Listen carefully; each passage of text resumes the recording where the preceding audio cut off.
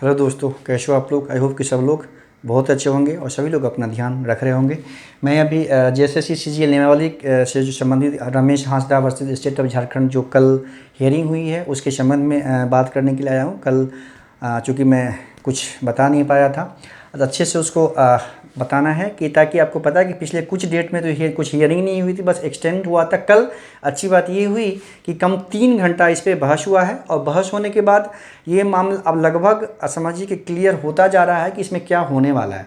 वैसे तो जब फाइनल डिसीजन आ जाएगा उसी दिन एग्जैक्टली पता चलेगा कि क्या होने वाला है। कल के बहस के आधार पे आप देखिए कि जो गवर्नमेंट के वकील थे, जैसा कि आपको पता है, इसमें पहले बात ये जान लीजिए कि सबसे पहले तो 10th एंड 12th झारखंड से अनिवार्य किया गया है झारखंड में फॉर्म भरने के लिए। ठीक है, ये तो किया गया, लेकिन यहाँ पे दिक्कत सरकार से गलती ये हो गई है, चूक ये हो गई है कि उन्होंने सामान्य वर्ग के छात्रों के लिए तो ये तो अप्लाई किया है, लेकिन जो बाकी कैटेगरी के जो स्टूडेंट हैं जैसे ST SC SC OBC या जो EBC हैं या आपकी EWS, अगर कैटेगरी से बिलोंग करते हैं तो अगर वो झारखंड के निवासी हैं और कहीं से भी 10th-12th किए हैं वो फॉर्म भर कर सकते हैं। लेकिन अगर कोई सामान्य वर्ग के का छात्र है, अगर झारखंड का निवासी है, लेकिन अगर वो झारखंड से 10th-12th नहीं किया है तो वो फॉर्म फिलअप कर ही नहीं सकता। आप समझिए कि अपने राज्य में कोई अगर स्टूडेंट फॉर्म फिलअप नहीं कर पाएगा तो ये कितनी बड़ी गलती है, कितनी बड़ी चूक है झारखंड सरकार से। साथ में आप ये भी समझिए कि अगर कोई स्टूडेंट किसी और राज्य के निवासी है, जैसे बिहार के हैं, उड़ीसा के हैं, बंगाल के हैं, कहीं के भी निवासी हैं, अगर वो झारखंड से 10th-12th किए हैं तो वो फॉर्म भर सकते हैं। यही जो है बहुत बड़ा विवाद का मुद्दा था। इसी पे जो है झारखंड के जो गवर्नमेंट की तरफ से जो वकील थे, जो एडवोकेट जनरल हैं, वो जो महाधिवक्ता हैं, उनको द्वारा ये कहा गया, आप ये समझिए कि 309 का उनको हवाला दिया गया। कल 309 का उन्होंने हवाला दिया गया उनके द्वारा। उसमें 309 पर समझिए उसमें है क्या। 309 आर्टिकल में ये है कि संघ या राज्य की सेवा करने वाले व्यक्तियों की भर्ती एवं सेवा की शर्तें, ठीक है, ये निर्धारण करने का अधिकार, यानी अगर केंद्र सरकार की पद है, केंद्र सरकार को नियुक्त करना है तो केंद्र सरकार को अधिकार है। अगर राज्य सरकार की कोई पद है तो उसकी जो शर्तें हैं सेवा की वो करने का अधिकार है। ठीक है, ये तो उनके द्वारा ये कहा गया कि 309 के तहत ये किया गया है।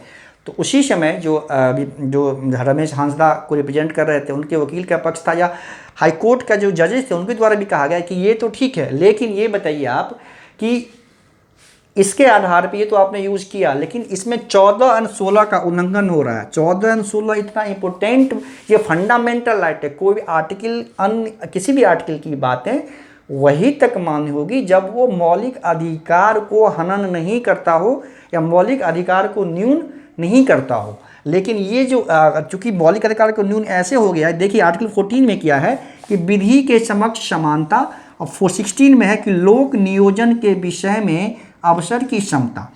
तो ये जो है ये अवसर की क्षमता की अवहेलना हो गया, क्योंकि एक ही राज्य के निवासी हैं, उनके कुछ के लिए अलग रूल और कुछ के लिए अलग रूल, ये नहीं होगा। यहाँ पे मूल अधिकार का हनन हो रहा है तो ये नहीं चलेगा। ठीक है, कहा गया कि ये तब मूल अधिकार का हनन हो रहा है तो ये कैसे संभव है। ठीक है, दूसरी तो अगर इससे आपको ये पता चल रहा होगा कि डिसीजन क्या होने वाला है। अगर यही चीज़ अगर ये होता कि अगर सामान्य वर्ग के छात्रों को भी ये परमिशन अनुमति प्रदान कर दी जाती, झारखंड के निवासी हैं, लेकिन मतलब यहाँ पे झारखंड के निवासी होने का क्राइटेरिया उतना इंपॉर्टेंट नहीं कि बाहर के निवासी झारखंड में फॉर्म भर सकते हैं अगर वो 10th-12th किया है झारखंड से तो। लेकिन झारखंड के जो निवासी हैं, इनके पास झारखंड का आधार कार्ड है, वोटर ID है, खतियान है, लेकिन अगर वो 10th-12th बाहर से किए हैं और सामान्य यानी अनरिजर्व कैटेगरी से बिलोंग करते हैं तो वो फॉर्म फिलअप नहीं कर सकते हैं।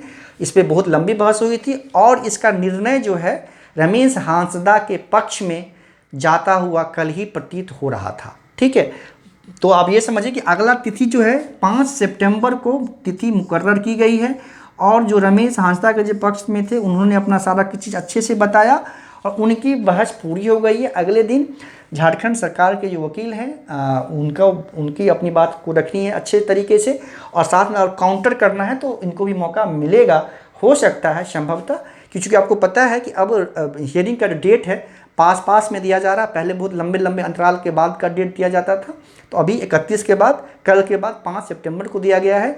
तो हो सकता है कि अगले हियरिंग में या उससे एक आध और हियरिंग में इस केस का डिसीजन आने वाला है।